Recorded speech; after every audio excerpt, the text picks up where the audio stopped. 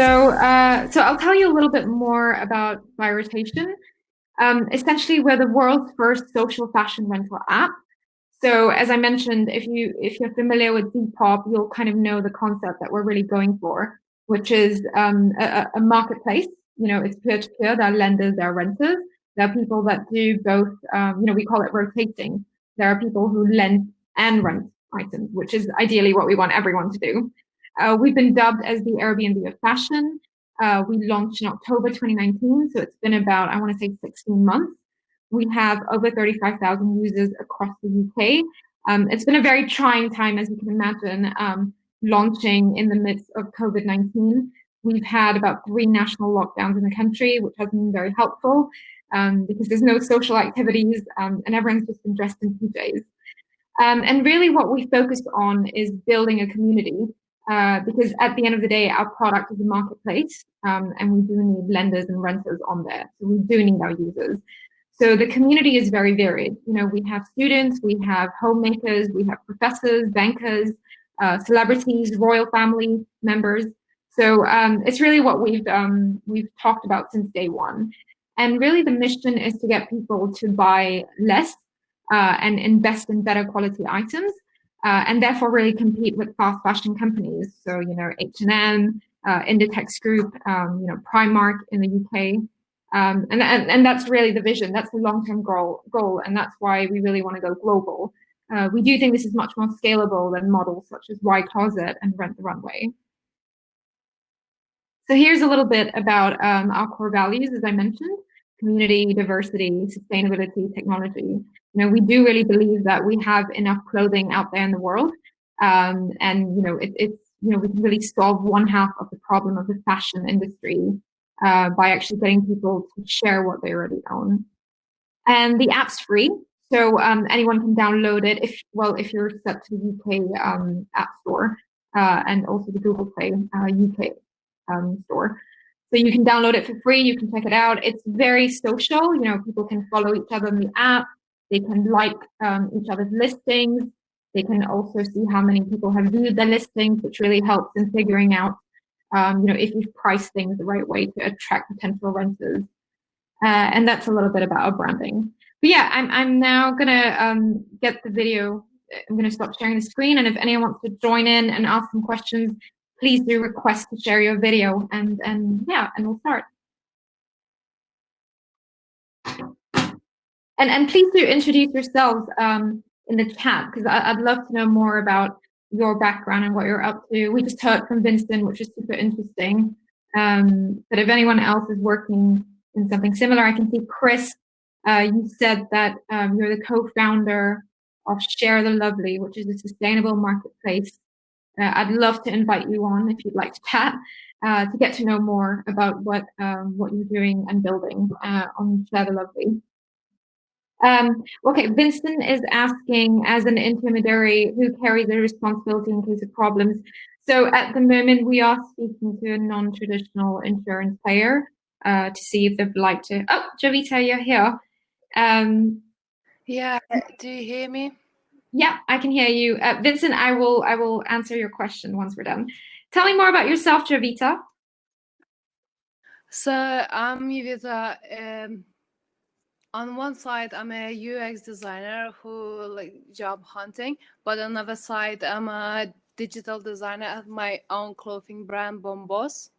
Okay. And I do remember actually Buy Rotation, like maybe it was like completely beginning. There was event even back in 2018, and I remember you just been like starting and like just giving the explanation why is that, and that since then I'm just like a following over time, like really congrats on like moving forward. I've really noticed that. But like yeah, it's just like why talking about like I'm trying kind of like understand like more or less like the main thing on Buy Rotation is like is what are the main like maybe sustainability challenges that you face right now? Like obviously like I know that like you don't possess like any like any clothes like by yourself, but like I mean like we're talking about like a logistics or so, or like how like do you face any kind of like a sort of problems in this way, like, or is still kind of like sustainable? So I guess the question you're asking is more about logistics. Yeah, more or less. Yeah. So firstly, in terms of the sustainability question, we do argue that, renting and therefore sharing an item that already exists is much more sustainable than buying a new item or buying the knockoff of a designer item. So that's why it's much more sustainable to rent and share your items. And then in terms of the logistics, we do also argue that, it's much beneficial to actually whether you're mailing an item or whether you're meeting in person or whether you're sending a courier, we argue that it's, again, has a much lower environmental footprint than, creating a completely new product. And especially, if you're buying fast fashion, a lot of times the way that these products are created are completely harmful, not just to the environment, but also the labor workers who've created them. So that's how we really argue that, whether it's logistics or whether, it's the concept of sharing as opposed to buying, make the concept of buy rotation much more sustainable. Does that answer your question, Javita? Yeah, and just the one question on the top of that is like you more focusing on the luxury goods, or is like you spread all over? Yeah, so it's contemporary to luxury. So we don't really want to encourage having fast fashion items on the app, and not just because we don't really, we're not supportive of the fast fashion companies, but also because of the price points. It probably doesn't make sense to rent, I don't know, like a Zara dress. What we do argue though is that you can rent a higher quality brand and designer, and therefore, the quality of the item at the same price point as buying a new fast fashion dress. So instead of buying like a 30-pound dress from Zara for the weekend, you can rent a 30-pound dress of the brand Reformation on the app because it belongs to someone else. So that's really the argument. You buy less, you buy better, and you share what you have. Perfect. Thank you very much. No worries. Great to meet you. So, Vincent, you're asking. Vincent had a question about who solves problems because we're completely peer-to-peer marketplace, and at the moment it's us. We are actually carrying risk. That's why I argue as an ex-trader that we're actually risk-taking on the books. But what I would say, it's very similar to Airbnb. So, we do a lot of conflict resolution. And also the other thing is that we've gamified the app. So for example, if you want to rent an item that's above £800, you need at least one review. And if you want to rent an item that's over £2,000, you need to have 3 reviews. So you couldn't just download the app and then start renting Chanel bags, for example. The other thing is everyone has also got their ID verified on the app. So it's very much a community approach. But yeah, I mean, you're completely right. As we start getting larger and start scaling up, there will be issues. And that's why we're talking to a non-traditional insurance provider. We also had Chris who wanted to come on. You're completely welcome to send an invite to come on video. And if anyone's shy, feel free to chat on the side and we can answer your questions. Hey, Chris. Hey, how you doing? Good. How are you? I am living the dream. Living the dream. Tell us more. Tell us more. So based outside of Chicago in Illinois, USA. So thanks for having me in your session. And no problem. Yeah, and so I am I actually over 2 companies right now, but I'm on the one that I think is most relatable with this discussion is I'm a co-founder to Share the Lovely. So what we are is a peer-to-peer marketplace for wedding dresses and wedding decor. So we just launched in October of 2020, around the 20th of October.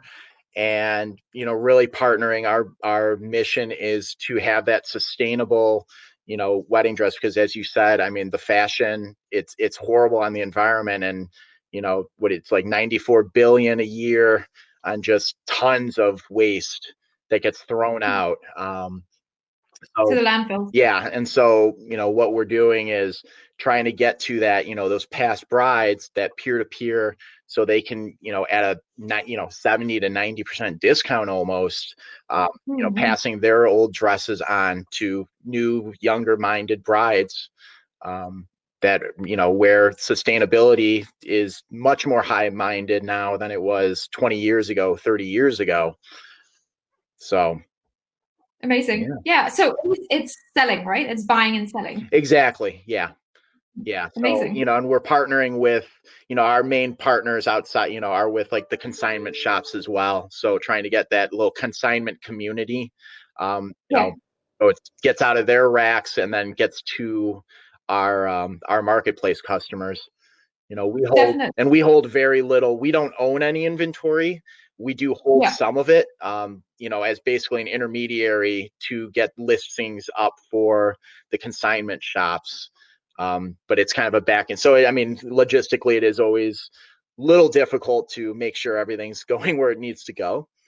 But in our very young age, it's working so far.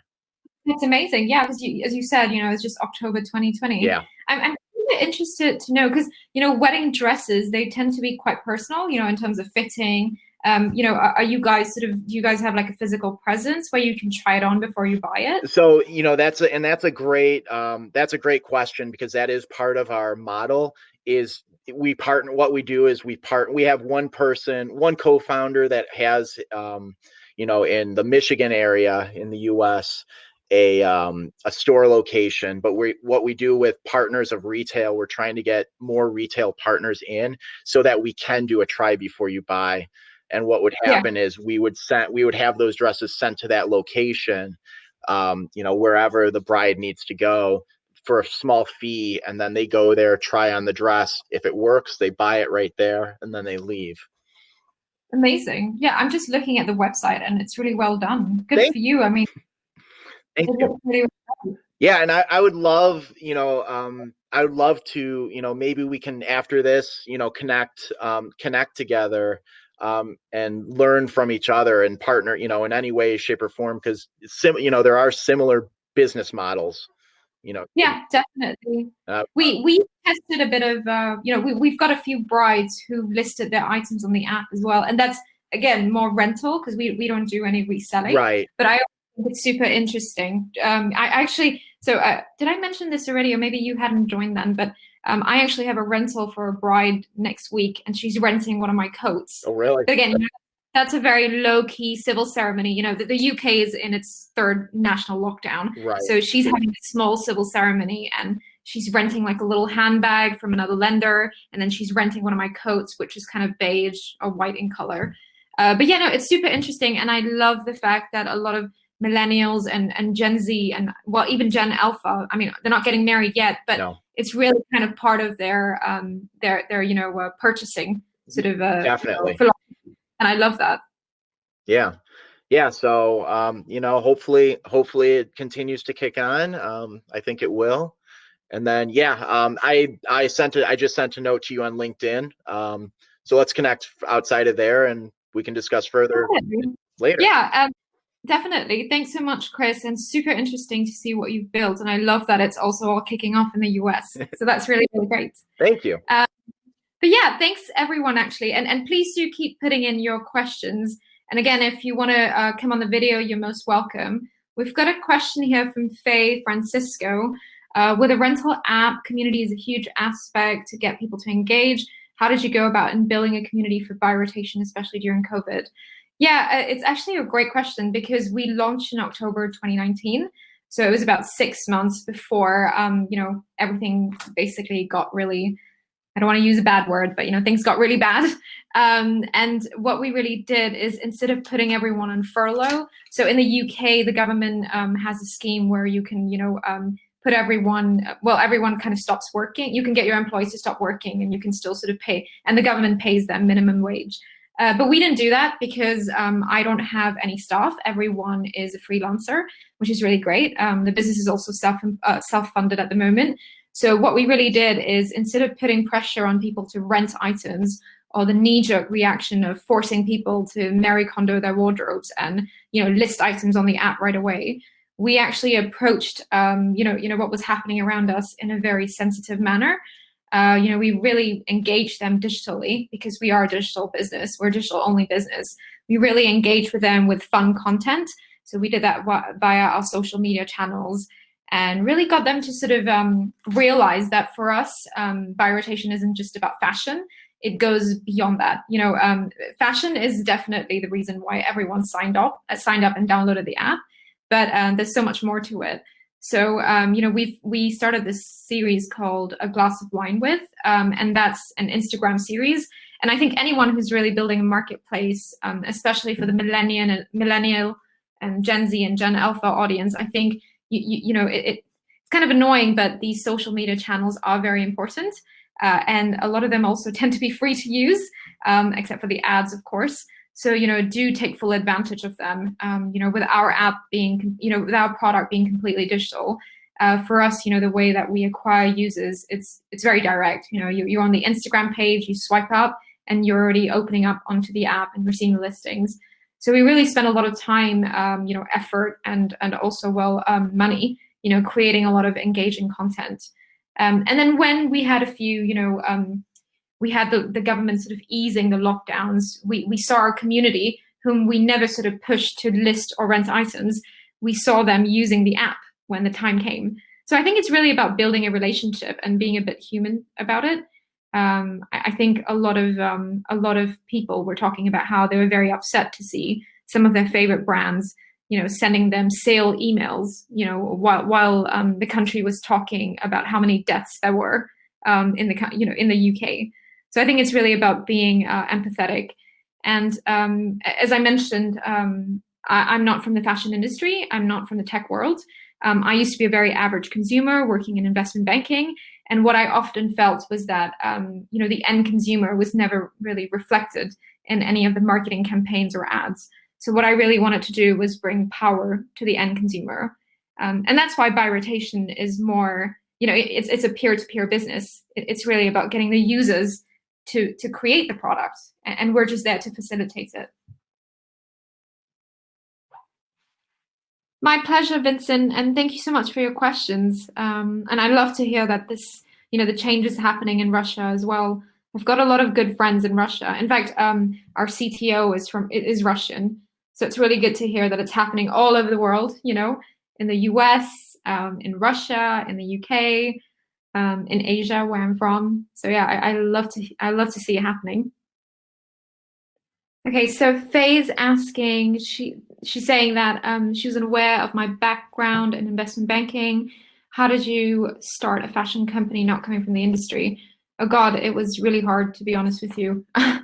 It's actually a very traditional industry. Finance gets a lot of it gets a really bad rep here in the UK to being very, male oriented, not very diverse and all of that. But I personally don't really agree. And maybe I've had a different sort of experience, but I find that the fashion industry, at least in the UK and potentially in Europe, not that I've worked in Europe in the fashion industry, but it just seems very, it's very traditional. It's very much based on who you know rather than what you know, which is again very different in financial services. So I think it's pretty hard, but it's really about finding your tribe. One of the things that I would personally really encourage for anyone trying to break into the scene is to say yes to as many opportunities as possible. And then over time, once you sort of started building a reputation and your company is sort of better known, you can be a bit more selective. But here's the reason why I'm on this panel today, on this breakout session today. Speaking here is such a great opportunity. And I always find the time to say yes wherever possible. And I think, yeah, it's really about showing up. Back when we can meet up in person, I would really go to a lot of sustainable fashion events to really try and immerse myself into the industry, into meeting people, because it is a very people-oriented business. So yeah, it just you just need to show up every single time. Yeah. Oh, Netherlands, great. Let's get you in. I love how we've got people from all over the world on here. I think it's so nice to hear that people care about sustainability. Hey, Constant. Oh, it's quite dark over here. Yeah, don't worry. I've got like a heater on as well. It's pretty dark here too. I'm based in London, so we're probably very similar time zones. Please do tell me more about yourself. Well, actually, I work at the University of Groningen, and I lead a knowledge center on marketing. So I just joined your session. I switched sessions today twice. So I just joined, and I want to see what you were talking about. Yeah, no, amazing. Yeah, we were sort of having a conversation about. So I'm the founder of Rotation, which is the world's first social fashion rental app. So I don't know if this is big in Netherlands yet, but they have this thing called Depop, or probably you're more familiar with Airbnb. So the concept is really that you can lend and rent designer fashion with each other, and therefore save the planet, and also make money for your own from your own wardrobe. So yeah, so the concept is really based on community, sustainability, and technology. Yeah, I don't know if that's big. What I do know what is big is that a lot of the fashion retailers allow you to return the fashion or help you resell it. But also in the Netherlands, we have a very granular system well into many cities where you can actually leave your old fashion or clothing, and they will actually select the good ones out of the what you gave, and will reuse it, and the other fabric is then used for new clothing. So it's a system where you can actually collection system, and you have collectors at supermarkets and everywhere. So much already being reused, perhaps not in the original state. I think that's probably the first thought that people have. Yeah, I love that, because I think you know one of the things that I feel it's very human, or it's even very animal, to want something new. You know, like I've got a cute dog, and he loves it when I get him new toys. You know, we as animals, we just love new things. So we'll always want something new. But you know, you're completely right. If we're able to upcycle items, and this is not just fashion, right? It's even furniture, right? We're able to sort of repurpose them into new collections. I know there are a few fashion designers. There's one in the UK called Christopher Rayburn. He does that really well. You know, every new collection he's made, it's all about sort of using stuff from leftover textiles. So that's really cool. And I guess our concept, it's more to sort of tell people that if you are buying something new, make sure it's high quality and make sure you can share it with others. But yeah, I mean, it's great to know that in the Netherlands you have retailers already helping in recycling, reusing, and repurposing. Amazing. I think you have a question over there. Yeah. So let's see. Okay, and by the way, guys, if anyone has any questions, or if you want to come on chat and ask questions, please do let me know. So we've got a UX designer, Ivana from Germany. The fashion rental market over here is very small, and I'm curious how you started by Rotation. Have you had a test phase before the app? If so, how long you tested the idea? Would love to know more about that. Okay, so in terms of, so the business remains self-funded, and we are very cost-effective. So, whatever I was earning in my salary, I was kind of putting that towards the business. And then now I've used my savings towards the business. So really there wasn't a huge testing phase or whatever, and there wasn't like a big business plan that I wrote up. I just saw a lot of tailwinds for sustainability, climate change, and also sustainability within fashion. So we were definitely lucky where we were at the right place at the right time. You have a lot of UK fashion journalists who've been writing about sustainability. So we've been lucky that they've really been supporting, the rental revolution, as we call it in the UK. So I think that's probably some of the key ingredients that helped us out very early on. We've got a question here from Javita. What's the next market you're planning to hit, like country or so? Oh, I mean, we definitely want to go global, and we're still sort of thinking between, I guess, Asia or Europe. I've got roots in both sort of both continents, and I think both of those areas are very interesting in terms of expanding the app. But again, thanks or no thanks to COVID, we're really focusing our efforts on the UK, and really trying to get our product right here, and figuring out the product market fit, and actually really, I think one of the things, and I guess maybe Ivana here, who does UX design, probably understands, it's so important to actually understand your product, which at the end of the day is the platform, to understand what kind of user behaviors we're driving. And simple things like, what's on a screen, what's on one screen could actually change behaviors altogether. So yeah, we're really, really focused on that. And, I don't know if it's a good thing or a bad thing, but we're all stuck indoors. So we're really spending time on making sure the tech is it's at the level of one of the larger players like Depop or Vestiaire Collective or, Poshmark or whatever. Wondering when you launched, sorry, Ajanda, did you pre-launch for a while? We launched in October 2019 officially, but you're right. I was actually running the business as a side hustle 6 months before that. So our company was actually incorporated in March 2019. And I guess from April onwards, we actually had a website.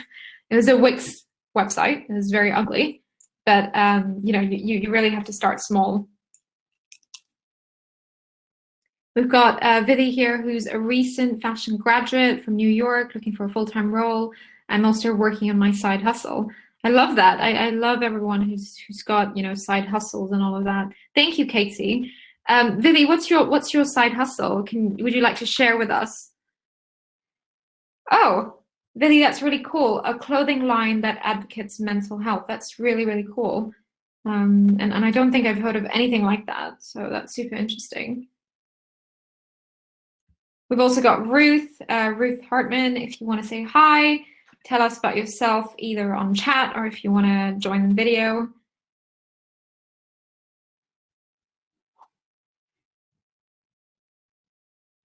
Do you double check the clothes before they get online in a way that some brands are not sustainable? Thanks for your time today. We're going to get Ruth as well on video. Jovita, the question is, we do actually curate what you see on the app. So for example, if someone listed a Zara dress, that wouldn't be allowed. Hey, Ruth. Hi there. I love your background. It's so nice. It's very, very calming. Oh, thank you. Thank you. It's in my dining room. Oh, I love it. Please tell us more about yourself. Yeah, sorry to jump on. I was on a Zoom call, so I was trying to do both. No, so not at all. I have a deep background in retail, on the traditional side, Macy's and DSW. And then I made a very purposeful pivot about 6 years ago to join a late stage startup called Le Tote, which is a fashion subscription rental company that some of you may know. We acquired Lord & Taylor last year, and unfortunately with the onset of COVID and cutting off the majority of our revenue stream, unfortunately I had to go Chapter 11. So really thinking about what's next in terms of something that is certainly purposeful, and that's why I was interested in the sustainability aspect of these sessions, with an authentic brand in the omni-channel space, not specifically in fashion necessarily, but really much more broadly around wellness and customer experience. Yeah, amazing. No, I'm definitely familiar with Le Tote, when I was doing my market research. And you're right, it's been a very difficult year for fashion rental overall, I would say across the world, right? Because of COVID and all of that. But yeah, I mean, I think it'll be very interesting what you end up doing after this. One of the things that I've personally been hearing a lot is that Depop is expanding in the US, and that might potentially be of interest to you. Mm-hmm. I'm a huge fan of the company. I'm no way sponsored by them. But yeah, I think I love that you're thinking a lot about authentic companies, as you said, not just in fashion, but also in the wellness space. Right. I think that's where it's at, right? I mean, as you said, you used to work in retail. No one really cares that much about Victoria's Secret and that sort of branding. That's what I feel anyway as a millennial, and that's what I see the Gen Z and Gen Alpha preferring. Absolutely. Yeah. Absolutely. Super interesting. Great. Well, I'll jump off. I didn't mean to take on your section. So no worries. Yeah, great to talk with you. So we've got a question from Katie. Well, actually, Andre says that he works in innovation out of California. There's a lot to do in retail and fashion. Yeah, I totally agree with you. Also, I've been watching Silicon Valley. Really, really love the show, by the way. Just putting it out there. We've got Katie saying, if this is peer-to-peer, how do you control the customer experience when it's shipped for the lender? So you're completely right. We don't really have much control over how people are packaging their items. Whether someone ends up sending an item too late or too early or doesn't return the item in time. And I guess that's part of it, right? This isn't the same experience as buying from Net-a-Porter or Moda Operandi. It will never be. And therefore, the price points that you're also paying are 1/10 of what you would pay for the same item that's being sold on retail. But you're completely right in that as we get larger and larger, because we are only 35,000 users strong, we will be looking at ways to kind of standardize some processes.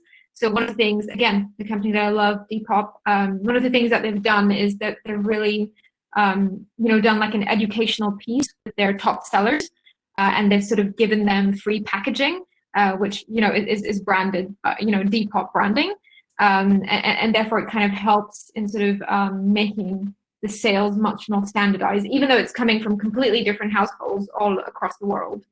So that's something we'll be thinking about as we get larger.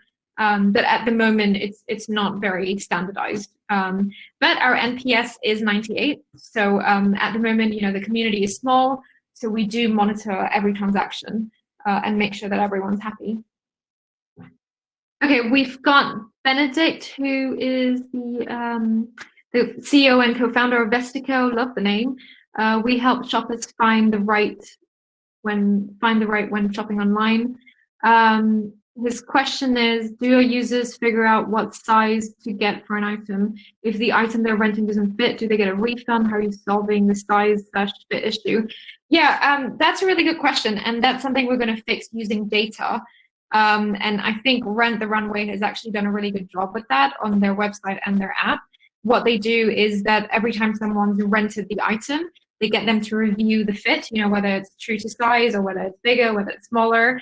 And based on that, the app, the platform, Rent the Runway's platform actually tells you that this is probably going to be your size or it won't fit. So you do need data points for that, and that's something that we're working on. That's why we have a chief analytics officer.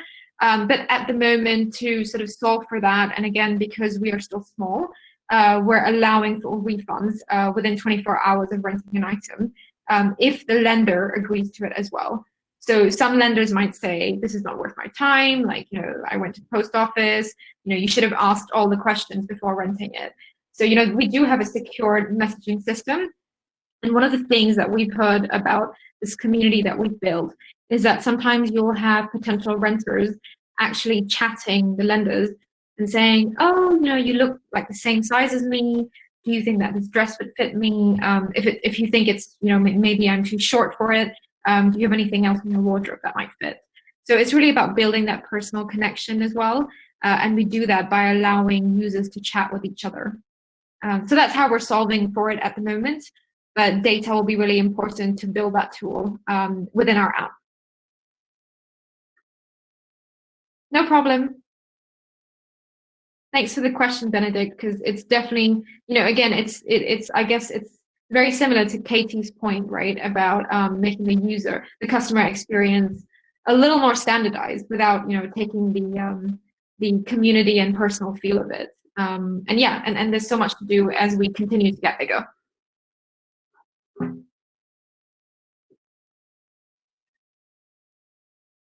Yeah, I love all the questions, and it sounds like everyone's sort of working, really cares about sustainability, and is kind of working in retail or fashion, or retail, obviously, because we're in Retail Innovation Week. But it's really cool to see people from all over the world who more thinking about sustainability within fashion. It's kind of crazy. Fashion is something that we consume every day, and yet it's such a problematic industry. Oh, yes, Vithi, we actually haven't opened it up to the US. So we were featured in the Business of Fashion for our launch, and we were a bit worried that everyone in the US, because Business of Fashion does have a very US centered sort of target audience, we just wanted to make sure that they wouldn't end up downloading the app. So yeah, it's not available in the US yet. Oh, cool. You're from Cape Town. So Nolutando is from Cape Town. I love it. There's people from all over the world here. It's super intriguing. And you did a BCom in digital marketing. Oh, Jeff is asking, where is the best place for people to reach me if they want to connect? Please find me on LinkedIn. My name is Eshita Kabra. There shouldn't be more than one of me on there. It's a very uncommon name. But yeah, don't be shy to find me on there. So Blanca is the founder of What on Earth, an e-commerce for sustainable independent fashion. That's really cool. Is that kind of like you're stocking designers that are sustainable? If you guys have any questions, I'm very happy to answer anything you'd like to know about the company, by rotation, about my journey as a startup founder. Or anything I can really help in answering. Oh, very cool, Blanca. That's great. So you're curating brands in Europe, and they're usually brands that are to do with recycling, upcycling, natural and innovative materials. That's super cool. I'm so glad that everyone's so much more mindful about these things. I think there's definitely been a shift to that. I used to be so unaware as just sort of an average consumer. If there's any questions that you have, please do find me on LinkedIn. I'd be really happy to answer. And I think we're gonna probably round up this session. Blanca says she would love to hear more about by rotation. I've been following the brand and its success behind the scenes. Yeah, sure. If you have any questions, please do type them out, and I'm happy to answer. Hopefully it's interesting for the other audience as well. Yeah, if you have any specific sort of questions about what you'd like to know about, behind the scenes about by rotation, please do let me know. Oh, yeah, that's actually a really good one. The idea for by rotation, it came from a very first world problem.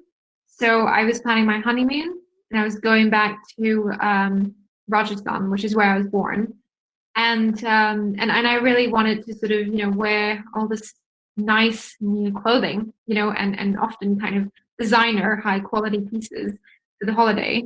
And some of these dresses were like £900, which is a crazy price to pay for a dress. And I wanted it just for the honeymoon. And that's when I was thinking about fashion rental and how the UK and Europe even really doesn't have a very established fashion rental player. You've obviously got the high street stores in like villages that have rental for like tuxedos and hats and stuff. But there was nothing really for actual fashion. And I was really thinking about the woman on Instagram who wears, an outfit of the day, and very soon you wouldn't see that dress ever again on her feed, So it was really the concept is really about sharing what you already have. And on the honeymoon, I actually witnessed a lot of textile waste that went beyond just the well-known, well-documented sort of landfills that we know about outside metropolitan cities in India. I began to see a lot of textile waste in my own motherland and hometown, which is a suburban part of Rajasthan. And that's when I kind of felt like I was very much part of the problem. I was buying clothing just for this holiday, and who knows, I would maybe not wear it more than 10 times. So that's when I decided, when I was actually coming back on the last leg of a honeymoon, that I wanted to test this idea out with my friends to see how they would feel about sharing their own wardrobe and being paid for it. And that's how the idea was born. And it started off as a side hustle for the first 6 months. I was still working in finance. I was sort of using whatever salary I had to pay for the business and its operations. And then I eventually decided to quit the day that our app, so the final product, was launched. And that's in October 2019.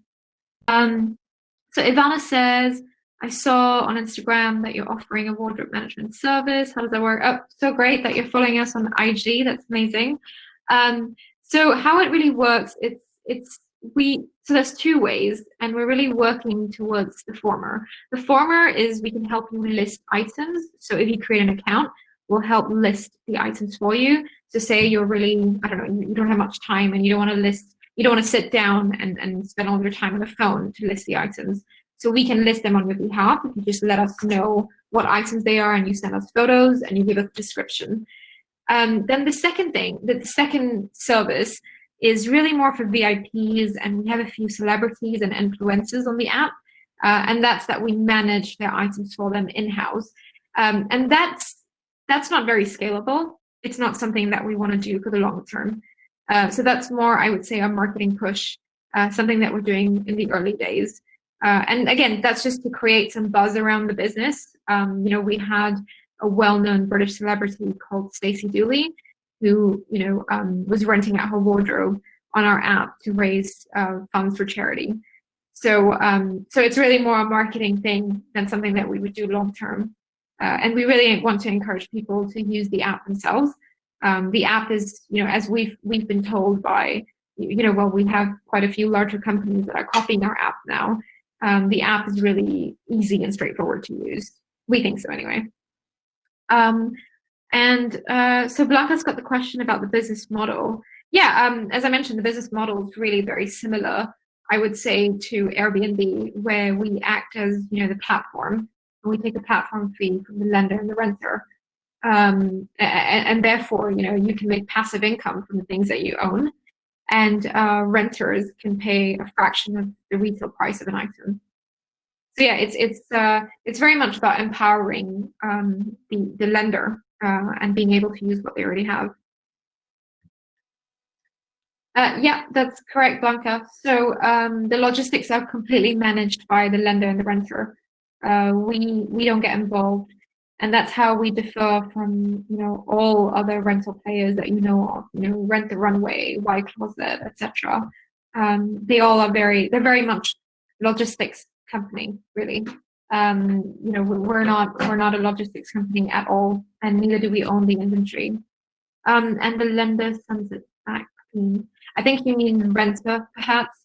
But what the rules really are is that the lender is in charge of cleaning, very similar to Airbnb. The host cleans the place because they know what's best for their property. And likewise, as the lender, you know what's the best way to care for your garments. But again, obviously you can give instructions. If I'm a lender, I can tell someone, oh, if you don't mind, do you mind cleaning the dress for me? Hand wash is okay. I've got another rental that's happening very soon. And you can basically tell them. And I think it's just common courtesy. If you're living in someone's Airbnb, you wouldn't really trash the whole place before you leave. So it's the same sort of concept. But I think we focus much more on community building, because you can follow each other on the app, and people essentially end up renting from the same person over and over again. So it's really about having an acquaintance that you can borrow, you can borrow their clothes from all the time. Yeah, and I think that's really what it's about, right? You might have a lot of friends who aren't the same size as you, and therefore you couldn't really share clothes with them. But on the app, you don't, you can have acquaintances whose style you admire, and you can actually borrow from them, and it's not awkward because you're actually paying them. So yeah, so that's really the concept and the community.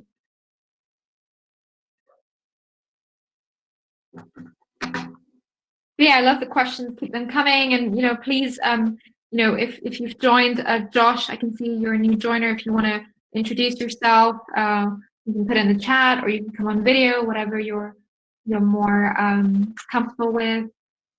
So we've got a lot of notifications from the Buy Rotation app. I don't know if you guys can see. I don't know, it's a bit too bright. Got someone listing items on the app. I always find that very exciting. I love to see what's being listed on the app, what people are buying. It's a great way to monitor trends as well. So Nolutando, how has COVID impacted the use of the app? Yeah, I mean, we launched the app in October 2019, and then COVID happened 6 months later.